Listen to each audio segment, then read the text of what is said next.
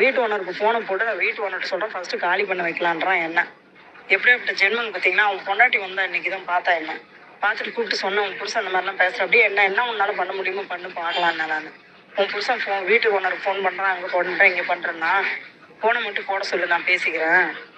உனக்கு இது வாடகை வீட்டில் இருக்கவங்க 10 வீடு, ஆனால் எங்கே போனாலும் என் சேவையை நான் செஞ்சுட்டு தான் இருப்பேன்.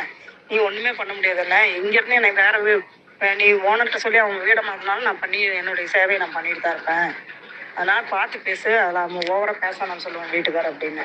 இவங்கெல்லாம் என்ன பண்ணலாம் சொல்லுங்கள் பார்க்கலாம். நம்ம சொந்த செலவு பண்ணி நான் சாப்பாடு சமைச்சு போட்டுட்ருக்கேன். இன்றைக்கி மட்டும் கறி 150 ரூபாய்க்கு கறி, 2-3 குக்கர் சாப்பாடு வச்சு நான் அந்த கடவுள் பாருங்கள் எவ்வளோ என்னை காப்பாற்றிட்டுருக்காரு.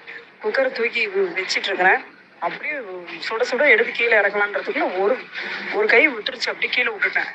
அந்த ஒரு குக்கரு அந்த அவ்வளோ வெயிட்டு இன்னொரு கையில் ரைட் சைடில் பிடிச்சிட்டு கீழே விழுவுல. அது எப்படி பேலன்ஸ் பண்ணுன்னு எனக்கே தெரியல, ஆச்சரியமாக இருக்குது. அதுதான் அந்த தெய்வன்ற அந்த வாயில் அது குழந்தைங்க செய்கிறதுனால என்னை காப்பாற்றி விட்டுருக்காரு பாருங்கள். இல்லைன்னா என் கையே இன்னைக்கு உடஞ்சிருக்கும். இந்த மாதிரிலாம் நம்ம சேவை அந்த கடவுள் நமக்கு பக்கத்துணையாக இருக்காது. இந்த வாயில் ஜீவன் எப்படா சாப்பாடு போடுன்னு நான் காத்துட்ருக்கேன் ஆற வச்சு. அந்த குழந்தை இன்றைக்கெல்லாம் குழி தோண்டிகிட்டு இருக்காங்க, எல்லா பக்கமும் ட்ரைனேஜ் பாதாள சாக்கடை. அந்த குழந்தை போய் அந்தாண்ட மாட்டிக்கிச்சு. அது வர வரைக்கும் நான் காத்துட்டு இருந்து சாப்பாடு போடுறேன். தின்னுட்டு அவ்வளோ குசியாக விளையாண்டுட்டு இருக்குது வெளியில். இவங்களெல்லாம் என்ன பண்ணால் சொல்லுங்கள் பார்க்கலாம். இந்த ஐயோக்கிய பசங்களெல்லாம் ரொம்ப மனசு கஷ்டப்படுத்துகிறாங்க.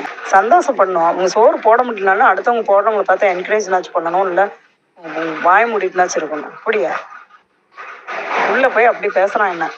அதனால தான் கடவுள் பார்த்தீங்களா யார் யார் எங்கெங்கே வைக்கணும்னு வச்சுக்கிறார் பார்த்தீங்களா.